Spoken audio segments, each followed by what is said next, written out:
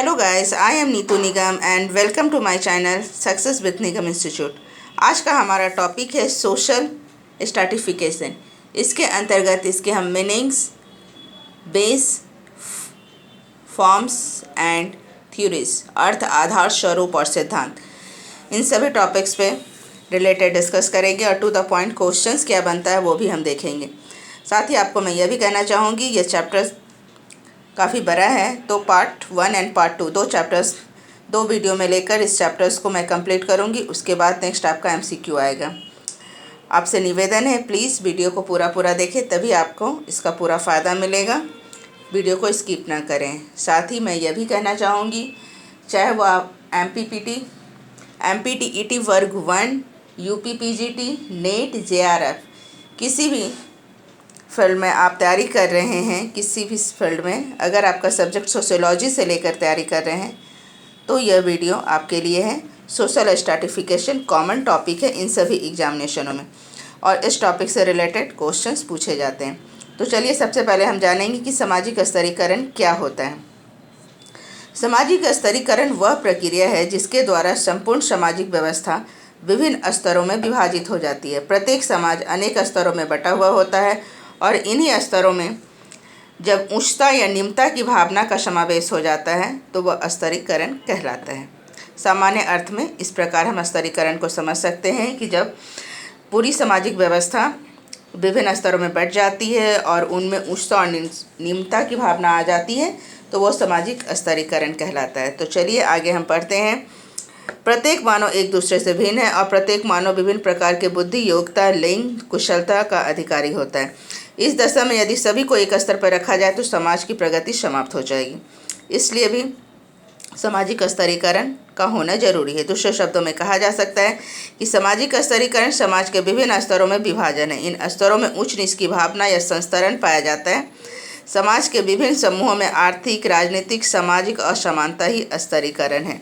अर्थात क्वेश्चन क्या बनता है, सामाजिक स्तरीकरण किन किन आधारों पर हो सकता है? आर्थिक आधार पर, राजनीतिक आधार पर, सामाजिक आधार पर, किसी भी आधार पर अगर उच्चता या निम्नता की भावना आ रही है तो वहाँ पर सामाजिक स्तरीकरण कहलाता है। PS आरोकी ने इसकी महत्ता का वर्णन करते हुए कहा है कि कोई भी समाज जहाँ पर केवल समानता पाई जाती हो वास्तविक रूप से एक कोरी कल्पना है। स्तरीकरण शब्द जो है समाजशास्त्र में भूगर्भ शास्त्र से लिया गया है। क्वेश्चन बनता है, स्तरीकरण समाजशास्त्र में यह शब्द कहाँ से लिया गया है? तो भूगर्भ शास्त्र से लिया गया है।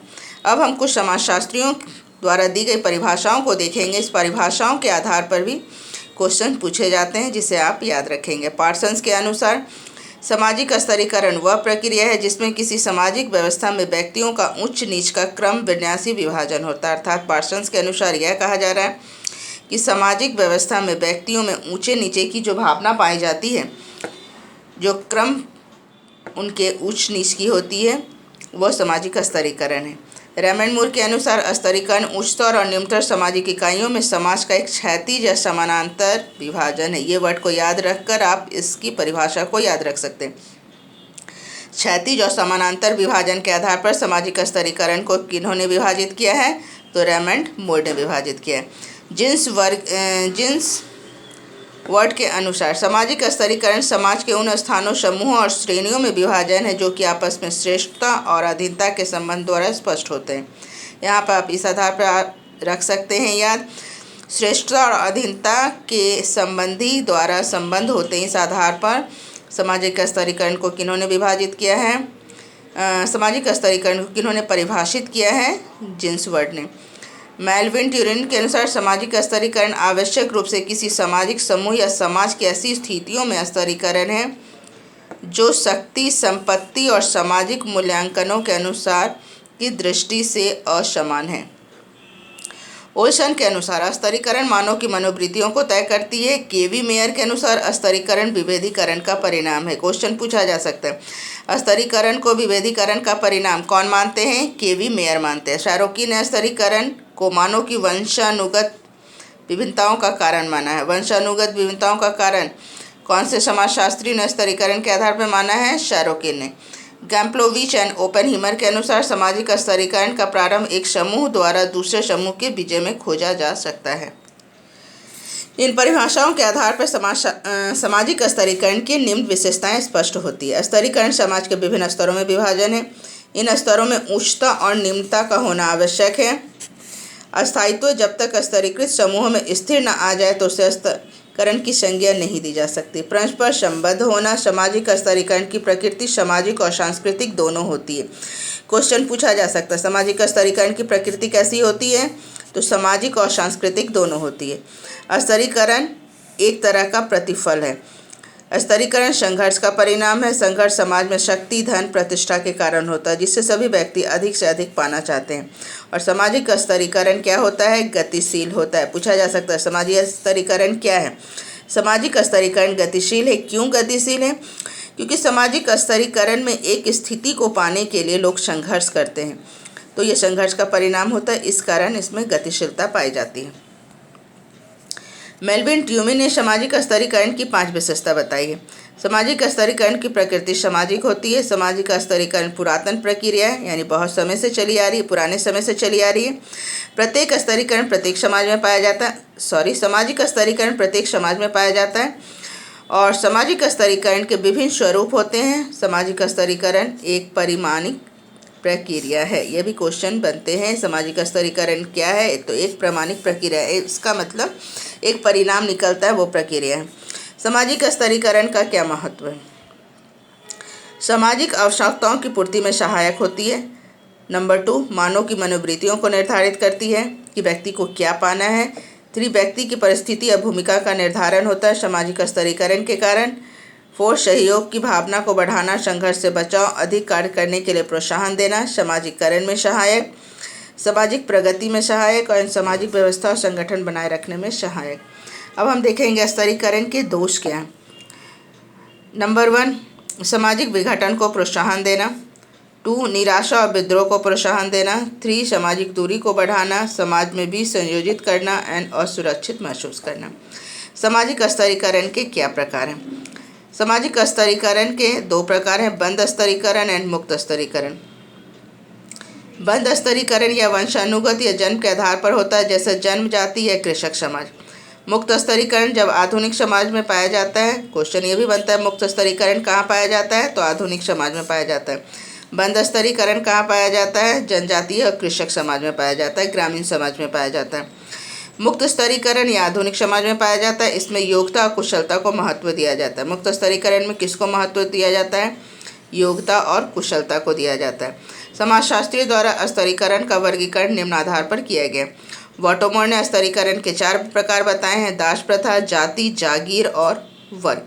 ये क्वेश्चन पूछे जाते हैं। दास प्रथा, जाति, जागीर और वर्ग के आधार पर स्तरीकरण को 4 भागों में किस समाजशास्त्री ने बांटा है, तो वॉटोमोर ने बांटा है।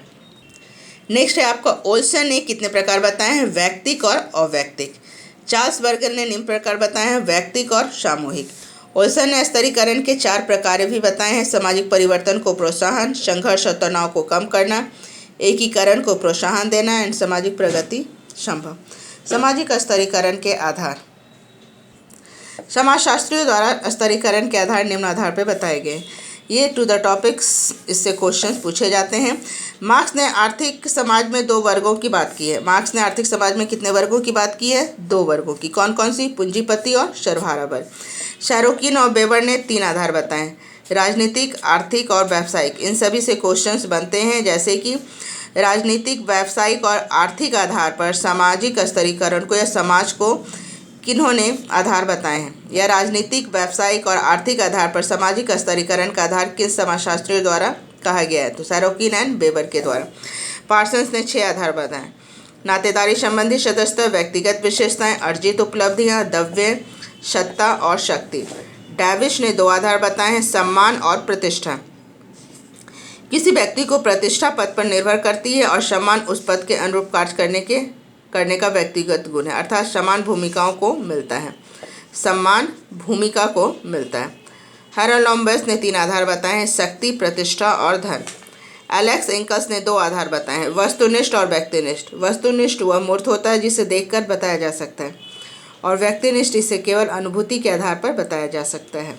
ये भी क्वेश्चन बन सकता है कि वस्तुनिष्ठ क्या है, मूर्त है, वस्तुनिष्ठ मूर्त हैं या अमूर्त हैं, तो वस्तुनिष्ठ मूर्त होते हैं, जिसे कि हम देखकर बताया जा सकता है। व्यक्तिनिष्ठ अमूर्त होता है, जिसे सिर्फ अनुभूति के आधार पर बता सकते हैं। वॉटोमोर ने 2 आधार बताए हैं, प्रतिष्ठा और शक्ति। ऑल्सन ने 3 आधार बताए, शक्ति, सुविधा और सम्मान। C.W. मिल्स ने निम्न 3 आधार बताए, विशेषाधिकार, प्रतिष्ठा और सत्ता। मैक्स वेबर ने निम्न 3 आधार बताए हैं, संपत्ति, शक्ति और सम्मान। ये क्वेश्चन कई बार पूछे जा चुके हैं कई एग्जामों में कि मैक्स वेबर ने सामाजिक स्तरीकरण के क्या आधार बताए हैं, संपत्ति, शक्ति, सम्मान। ये 3 आधार सामाजिक स्तरीकरण के लिए मैक्स वेबर ने बताए हैं।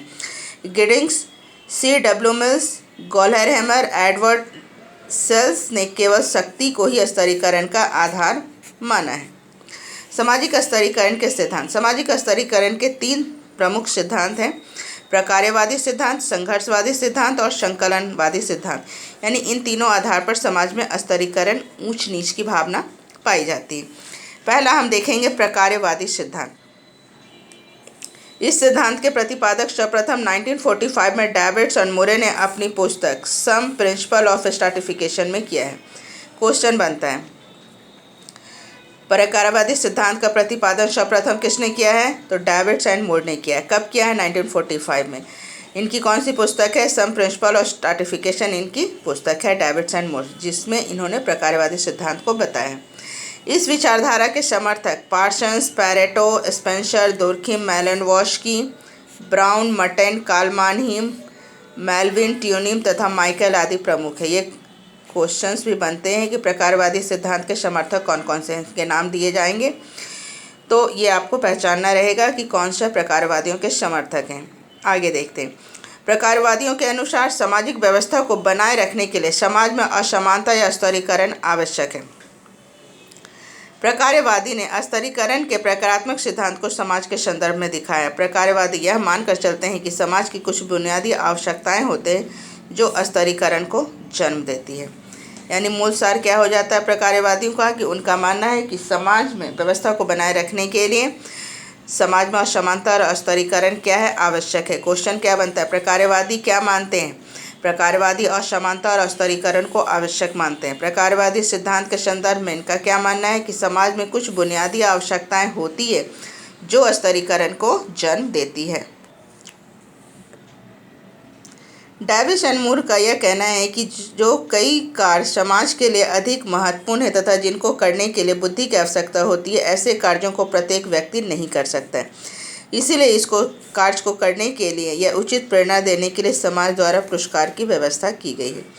इस प्रकार समाज में कुछ व्यक्ति ऐसे हैं जो पुरस्कार और सुविधाओं से संपन्न हैं, तो कुछ उससे कम और कुछ पूरी तरह से वंचित हैं। यह तो स्तर समाज में स्तरीकरण को स्वतः जन्म देता है। इसी कारण डेविड्स और मूर ने सिद्धांत को पुरस्कार के सिद्धांत के नाम से जाना जाता है। क्वेश्चन क्या पूछा जा सकता है, डेविड्स के प्रकारात्मक सिद्धांत को किस नाम से जाना जाता है?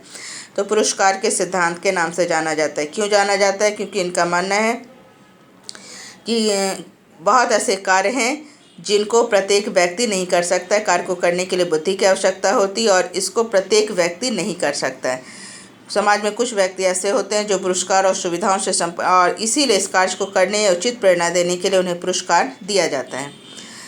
तो इस प्रकार इसीलिए इनके सिद्धांत को पुरस्कार का सिद्धांत कहा गया है। डी मैन ने इसे कार्यों में आनंद कहा है। डी मैन ने इसे क्या कहा है? कार्यों में आनंद। आलोचना। मेल्विन ट्यूनिम ने डेविस और मूर के प्रशिक्षण, पुरस्कार और क्षमता के विचारों की आलोचना की है। इसीलिए वेबलर ने इसे विधायक पद्धति कहा है। वेबलर ने इसे क्या कहा है? विधायक पद्धति। अब हम देखेंगे संघर्षवादी विचारधारा। इस सिद्धांत के प्रतिपादक कार्ल मार्क्स हैं और इन्होंने समाज के मूल रूप में संघर्ष को माना है। इस सिद्धांत के समर्थक में कौन कौन है? मियो, लुंडवर्ग, रुथलेसबर्ग, कुटलिनस, डायरनड्रैफ, कैलिंग्स, वर्गी, सॉल्टेक, मैक्शनार्ड, स्मॉल, रेमोट, वार्नर, कोजर, सीमेल, ओपिनम, गॉम्प्लोविच, वेजहॉट, हेज़ेनजॉफर, शमनर, रॉबर्ट ई. पार्क आदि प्रमुख ये इस सिद्धांत के समर्थक हैं। किस सिद्धांत के? संघर्षवादी सिद्धांत के। मार्क्स का यह संघर्षवादी उपागम प्रकार्यवादी का विकल्प है। प्रकार्यवादी यह मानते हैं कि स्तरीकरण समाज में एकीकरण लाता है। प्रकार्यवादी क्या मानते हैं? प्रकार्यवादी क्वेश्चन ये बन रहा है, ध्यान दीजिए। प्रकार्यवादी क्या मानते हैं? स्तरीकरण समाज में एकीकरण लाता है। स्तरीकरण क्या लाता है? समाज में एकीकरण। जबकि मार्क्स क्या मानते हैं? जबकि मार्क्स कहते हैं कि स्तरीकरण एकीकरण करने वाला न होकर विघटन करने वाला होता है। अब क्वेश्चन ये बनता है कि सामाजिक स्तरीकरण को विघटन करने वाला कौन मानते हैं? मार्क्स मानते हैं। और सामाजिक स्तरीकरण से एकीकरण होता है, ये कौन मानते हैं? प्रकार्यवादी मानते हैं, ऐसा उनका मानना है।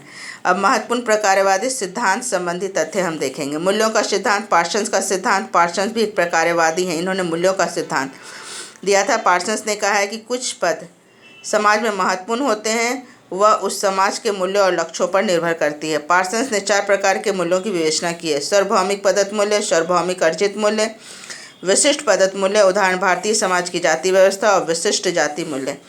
पैरेटो का सिद्धांत भी एक प्रकार्यवादी है, इन्होंने विविधता और विभिन्नता के आधार पर स्तरीकरण को बताया। क्वेश्चन बनता है, पैरेटो ने सामाजिक स्तरीकरण को किस आधार पर बताया है? तो विविधता और विभिन्नता के आधार पर। इनका मानना है कि व्यक्ति मानसिक और शारीरिक रूप से भिन्न होते हैं और वही विभिन्नता स्तरीकरण को जन्म देती है। मार्क्स के अनुसार सामाजिक स्तरीकरण का मुख्य आधार वर्ग संरचना है। इनका मानना है कि प्रत्येक काल में वर्गों का अस्तित्व रहा है और वर्तमान समय में पूंजीवादी और सर्वहारा 2 ही वर्ग है। मार्क्स के अनुसार यही दोनों वर्ग सामाजिक स्तरीकरण का आधार है। क्वेश्चन ये आ सकता है कि मार्क्स के अनुसार सामाजिक स्तरीकरण के आधार कौन से वर्ग हैं? तो 2 ही वर्ग है, पूंजीपति और सर्वहारा वर्ग। स्तरीकरण निर्धारित करने वाले इन दोनों वर्गों का जन्म कैसे हुआ? इसका उत्तर मार्क्स उत्पादन की शक्तियों द्वारा देते हैं। मार्क्स का कहना है कि जब तक उत्पादन की शक्तियों पर समाज का सामूहिक अधिकार नहीं होगा तब तक वर्ग समाप्त नहीं होगा, और यही वर्ग स्तरीकरण को जन्म देता है। मार्क्सवाद के सिद्धांत की आलोचना Raymond Aron, MacIver, Bottomore, Dahrendorf and Rex आदि ने किया है। अब हम देखेंगे मैक्स वेबर का सिद्धांत। मैक्स वेबर का सिद्धांत, मैक्स वेबर की मान्यता है कि सामाजिक स्तरीकरण का मुख्य आधार शक्ति यानी वैज्ञानिक शक्ति है। क्वेश्चन क्या बन रहा है? मैक्स वेबर के अनुसार क्या है?